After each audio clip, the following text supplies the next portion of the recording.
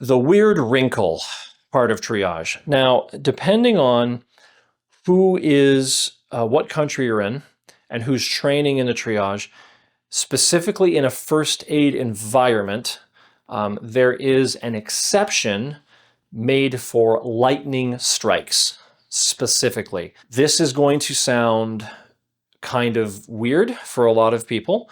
And there's a part of this that gets kind of complicated. So um, let me walk through this. When someone's unresponsive and not breathing in first aid, you're normally supposed to begin chest compressions and do CPR. When someone's unresponsive and not breathing in a mass casualty situation, in a triage situation, you're supposed to not begin compressions and start CPR because you have other people to assist. When someone is unresponsive and not breathing in a mass casualty or triage situation, because they were struck by lightning, you're supposed to begin compressions immediately. So I just told you to not start compressions and then, start compressions, not start compressions, and then start compressions. So I can get the flip-flop there.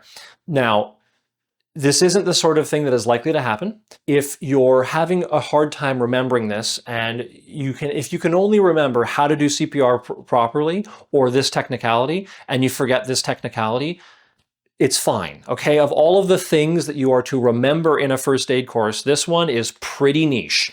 But some jurisdictions have this as a thing, so it can be a thing. Generally, you're not working in an environment with lightning strikes. I don't even know what that environment would be, where you'd be expected to be dealing with mass casualty lightning strikes as the first aider on site in a workplace. Because we're not talking about electrical hazards, we're talking about specifically lightning strikes. If anyone's like a wizard, I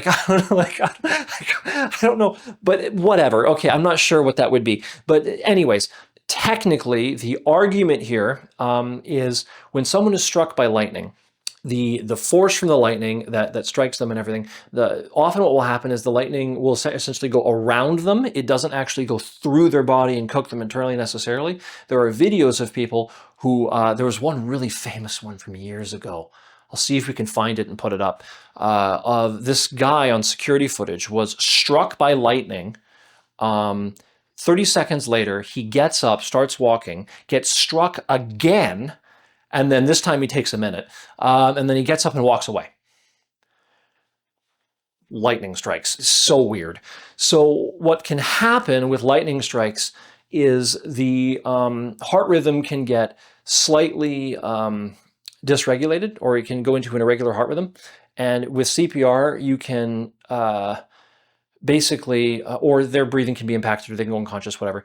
With CPR, if they're not breathing, you can revive them pretty quickly, and generally speaking, they're not still being struck by lightning. The underlying problem isn't there.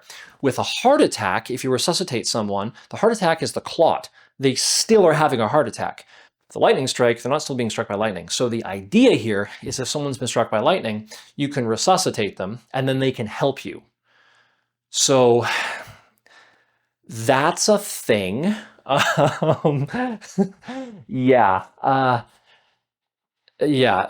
John, put this in a separate thing because it's not specific to multiple casualty. We're making notes here because I don't want people to get confused about this. It's really particular. Yeah.